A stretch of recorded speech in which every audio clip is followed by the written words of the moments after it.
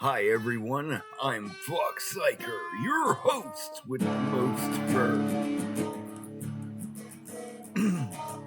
And today's topic, obviously, as the title would suggest, let's talk about the Switch 2, right? A lot of discussion is floating around about the Switch 2, and hardly any of it is hype. Here I am in my Ant-Man shirt. You see that? Okay. But I want to start this by saying I'm going to get one. I'm going to get one. No questions asked, man. But let me explain a little bit of the reasons why.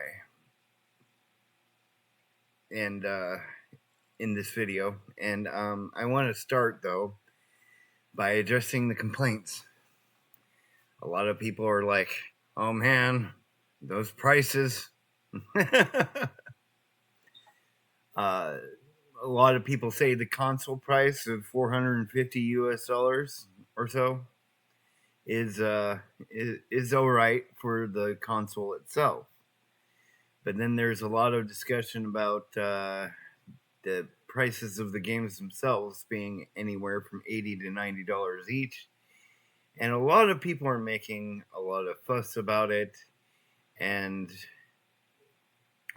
even in the From Software space, right? Like my Elden Ring group, other groups I'm involved in, people who should be excited about a new From Software game coming, right? They just aren't. They're nitpicking. Like Duskbloods, for example, which there's a trailer I can show you guys. Like, a lot of discussions are going about Duskbloods in general, right? And it's just like, it surprises me because out of everybody who should be excited for a new From Software title, it should be, it should be the From Software fans, man. People been asking for a new Bloodborne for years, either a remake, a sequel, or something. And this looks like it could be fun, in my opinion. Like, it could be a blast, for all we know. And the fact that it's for Switch 2 exclusively just makes the product of the Switch 2 all that more appealing. I mean, wasn't long ago we were talking about how the Switch 1 was barely holding water, and not very graphical and not capable of much. Well, now we have a Switch that is very capable. I've seen FF7 Integrate announced for it. I've seen Elden Ring announced for it. Street Fighter 6 might be coming on there. So this thing can handle some pretty up there games. And it's like, finally, Nintendo caught up. But it's just, I'm not seeing the hype. I'm seeing the complaints, the ragging on it, and the price situation. And it's like, these are really small problems. Okay? Like, they're pretty tiny problems. Like, for me, okay, I'm just saying this as it is. For me, as a collector, I'm always buying games. Every month, I'm spending anywhere from $150 to $200 a month on video games, right? So $80 per game for a brand new Switch 2 game, right? It's not that big of a deal to me, man. I dropped $80, right? Just on a wet for PS3, which I probably overpaid, but that's despite the point. The fact is, I can afford these things. Gaming has always been expensive. Gaming has always been a luxury. You don't need to buy everything that comes out, and you don't have to buy it if you don't want to. But a lot of the things that I have a problem with is just the mounting pessimism, the mounting dislike for things. It's like a knee jerk reaction. Everybody was all on board for Switch 2 until they announced that those prices. And the prices so far are the only point of contention. I mean, there are some things like the Switch 2 controllers, right? The Switch 2 itself, right, has the male plugs sticking out. So when you're using magnets and stuff to hook these new Joy-Cons in, it's I wonder how tight of a fit it is to plug into those male ends, because if you're plugging them in, unplugging them, plugging them in, and unplugging them, that's eventually going to cause issues. And with the Joy-Cons, those can be replaced. But the Switch 2 itself, with the male ends sticking out, that's just a weird design to me, because if those fail, you have to replace the whole Switch 2, I'd imagine. I mean, I'm not very tech savvy or mod heavy, but you know what I mean? So a lot of this is, and like a lot of people bring up too, that like, price wise, right? Games have always been expensive.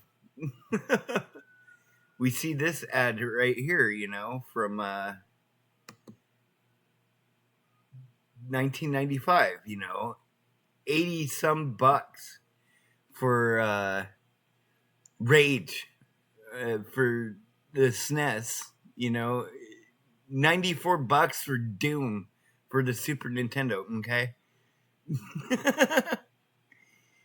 and we could find a bunch of examples of this, like, PlayStation, has had some expensive games too, and look at that. $80 just for Donkey Kong, sorry. Kingdom Come. Man, Kingdom Come Deliverance is on my brain for some reason, man. I gotta get that sequel, I guess. I haven't beaten the first one, or really gotten too deep into the first one, so I'm probably gonna do that first. That's just the kind of gamer and collector I am. But yeah, Donkey Kong Country 2, freaking $80 right here. Killer Instinct. We were just talking about this the other day with Poetically Christian Gamer. Killer Instinct is one of this dude's favorite games, I think he even said it was his goat. So, so that's $90, $90 for Earthbound. So I don't think game prices have really changed that much. If anything, they finally caught up to inflation, I guess.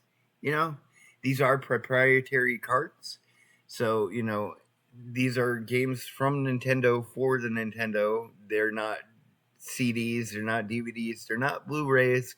They are physical carts, which are more, I would imagine, more expensive to produce. So there's that factor too.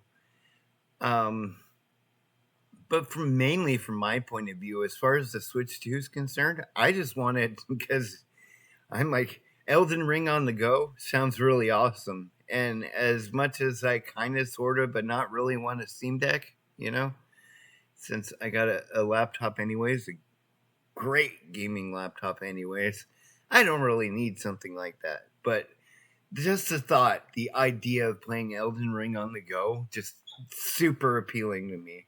And then a new From Software IP too for the Switch 2 coming out. That sounds like Nintendo's on fire, man. It sounds like that good things are coming, Or I imagine we'll get a new Zelda and stuff. And another plus I saw was that we're gonna get GameCube for the Switch 2, on the Nintendo Switch Online, which is great because GameCube prices have gone up, in the retro gaming space in most cases, or some.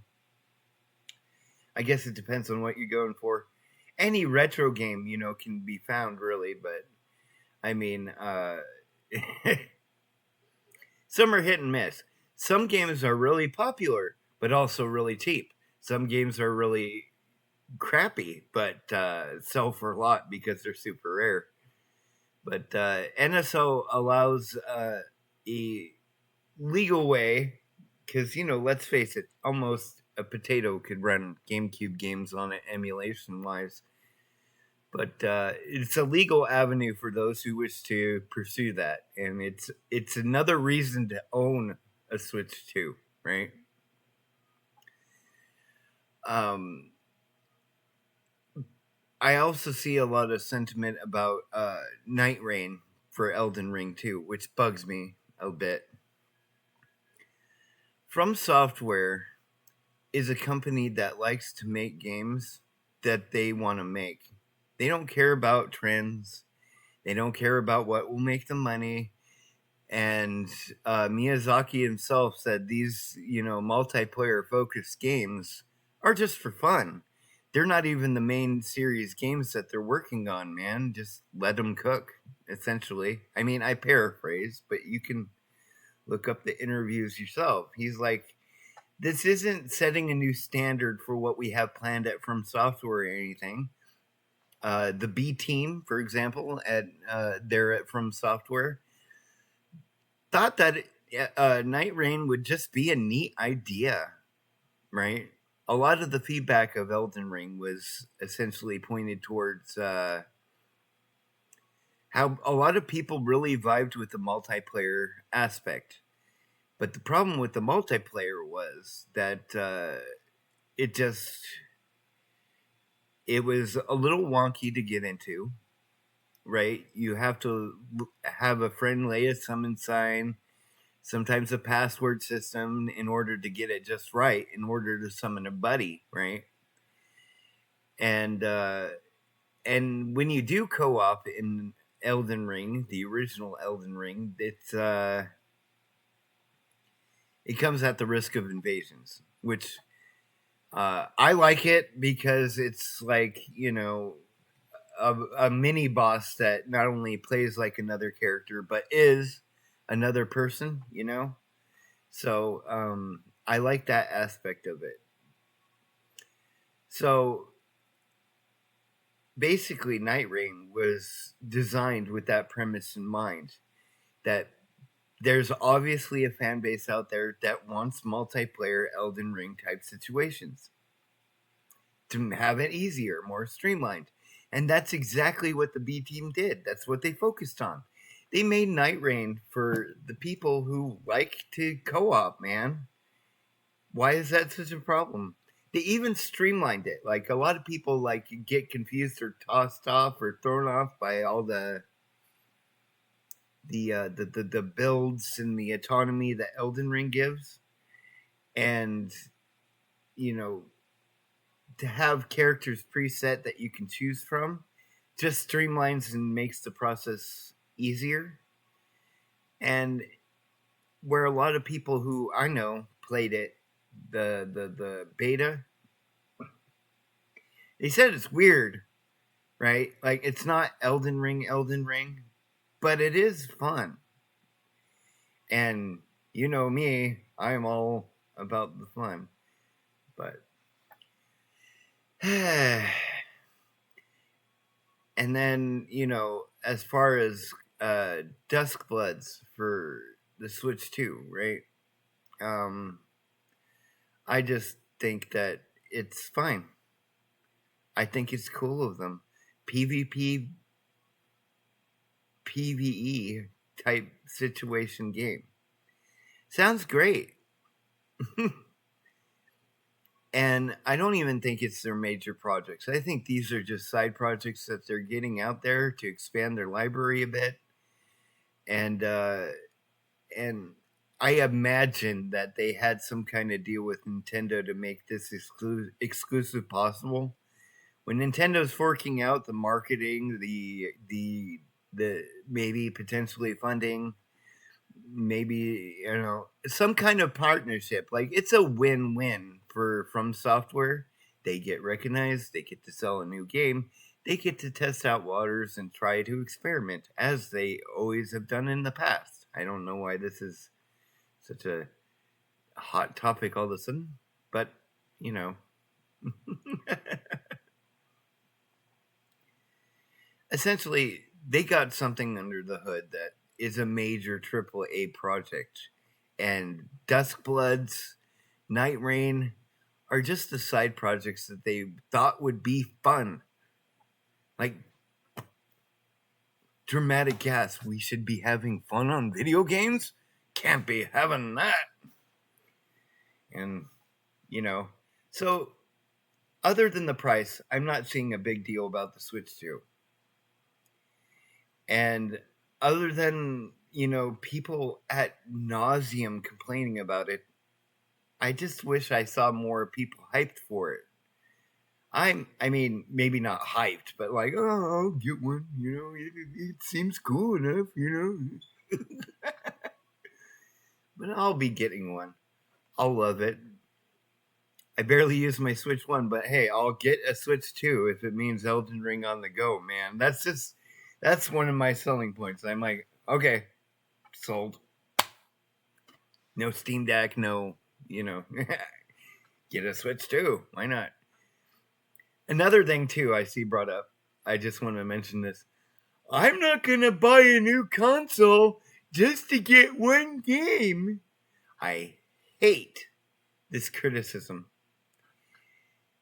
because it implies that there's only one good game worth getting on a console. And maybe that is the case for you, but it's like the whole Bloodborne situation. I'm not buying a PS4 just to play Bloodborne. Well, fine, don't. There's plenty of PlayStation 4 games out there to get invested in on top of Bloodborne. Like, it's not the ultimate game for PS4. It's one of the best exclusives, but that's a story for another day.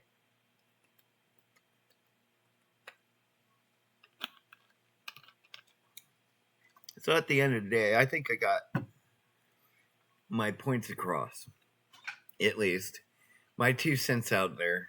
And I'd like to hear what you think. Is it too pricey for you? How are you feeling about the Switch 2 situation? Am I a shill for wanting one? Should I be making videos about how much of a scam it is to pay $80 for a video game? Gosh. Why can't they just make everything on PC? That's another thing I see a lot. And I'm thinking, it sounds like multiple consoles, each with their exclusive games, and having all of those seems like a perfect problem for a gamer to have. Oh no, I have too many games to play and too many systems to enjoy.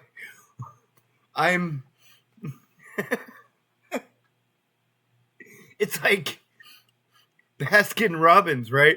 31 flavors. There's just way too many flavors, man. They should only sell vanilla and chocolate ice cream, right? Sorry. Having too many options is a problem. No. I'm just talking crap now. But I wanted to make a video about this, and I do have a Getting Good Dark Souls, why I like Dark Souls 2 video coming out on Thursday, so be on the lookout for that. Like and subscribe if you haven't already, and all that obligated things us YouTubers should be saying. Ring that little notification bell and all that. So, yeah, I hope you guys enjoyed, and yeah, catch you on the flip side.